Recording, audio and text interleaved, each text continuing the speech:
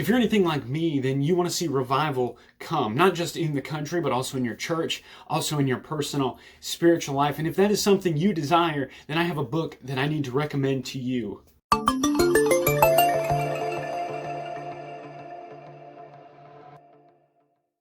Hey everyone, thank you for tuning into this video. As I said in the intro, I have a book that I need to recommend to you, and I know I'm not the first person to recommend this book. This book is literally, as far as I've heard everyone talk about it, the book on revival, but it's the book Why Revival Tarries. I'll see if, yeah, by Leonard Ravenhill. It's an amazing book.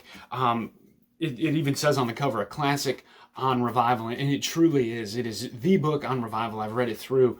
I'm almost done reading it through. Once again, I think it's that important. Personally, we need to want revival.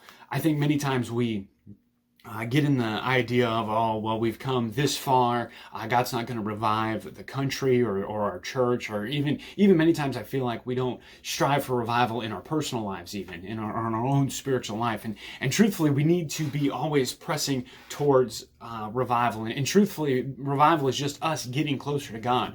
And as we get closer to God, we feel more of Him and so forth. And the revival comes from that. So we need to be constantly pursuing revival.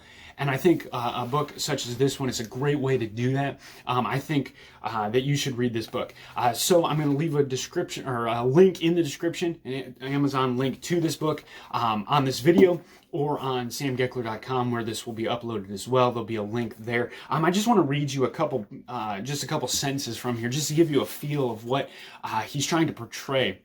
He's talking mostly, I'll give you the thumbnail, but it doesn't really do it justice. He's saying we need to be praying for revival. We need to abhor sin like those in the past did, and things of that nature. We need to be living a Christian life, basically, is what he's saying, and getting closer to God. But he kind of brings a point here that I think is very important. He says, the world is not waiting for a new definition of the gospel, but for a new demonstration of the power of the gospel. How true that is. How many times we try to not necessarily redefine the gospel, but try to redefine our methods, or we try to work around something, bring in more social aspects, and then we get into a social gospel and fall away from the true meaning of the gospel in the first place. But the world just needs to see a new demonstration of the power of the gospel. We as Christians, that lies solely on our shoulders, right? We need to show them what the power of the gospel is.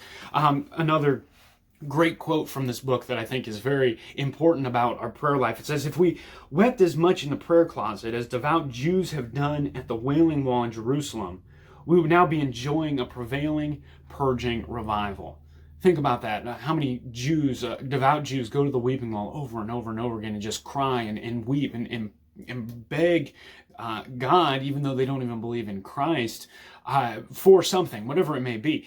And he's saying, if we spent that much time praying in the prayer closet and asking God for revival, we would now be, experiencing or enjoying a prevailing, purging revival. We as Christians need to get back to wanting revival. And I think a good way to do that is read books on revival. I've read several. I have many that on revival, and I've read through most of them that I have. And what a wonderful thing that it is to see how God has worked in the past and try to put that into our lives today. See what we can do in order to mimic those things that have taken place in the past. So this book, Why Revival Tarries by Leonard Ravenhill, comes highly recommended from me. Like I said, there's a link in the description of this video and also on samgeckler.com, so you can get a copy and help you strive for revival. All right, I hope you enjoyed this short video, this short book review. If you did, give it a thumbs up. If there's a book that you think I need to read and then review, leave it in the comments. I always love getting book suggestions from people. So if you have a book you think I need to read, leave it in the comments, or put a comment on samgeckler.com if you're watching there. And don't forget, don't be a pretender, be a contender.